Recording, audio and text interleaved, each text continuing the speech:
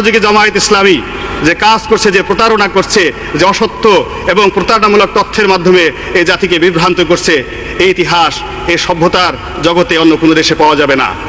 জামায়াত ইসলামী দলটি আপনি জানেন মাননীয় স্পিকার 1941 সালে প্রতিষ্ঠা হয়েছিল। এরপর থেকে ধর্মের নামে, ইসলামের নামে, আল্লাহর নামে এই পাক ভারত উপমহাদেশে তারা যে প্রতারণা করে যাচ্ছে, এই উপমহাদেশে এই দলটির দ্বারা ইসলামের যে ক্ষতি হয়েছে আর অন্য কারো দ্বারা সেই ক্ষতি হয়নি। কি ছিল সেই দলের প্রতিষ্ঠাতা?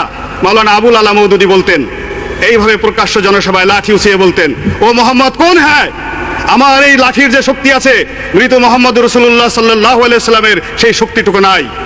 এই হলো তাদের ইসলাম, এই হলো তাদের ধর্ম।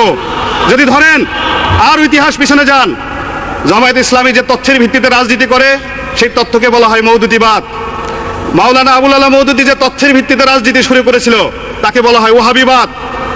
1756 থেকে 1786 খ্রিস্টাব্দ পর্যন্ত সৌদি আরবের মাটিতে এই মাওলানা আবু ওহাব নজদি যে রাজনীতি শুরু করেছিলেন, আল্লাহ রাসূলকে অবমাননার রাজনীতি, যে রাজনীতি শুরু করেছিলেন সাহাবা একরামদের অবমাননার রাজনীতি, সমস্ত 10,000 সাহাবীদের সমস্ত কবর তিনি ভেঙে চুরমার করে দিয়েছিলেন। এবং তিনি একই কথা বলতেন যে মুহাম্মদুর রাসূলুল্লাহ এবং তার সাহাবী যারা মারা গেছেন তাদের ন্যূনতম শক্তি নাই, তাদের কোনো ক্ষমতা নাই, তাদের কোনো মর্যাদা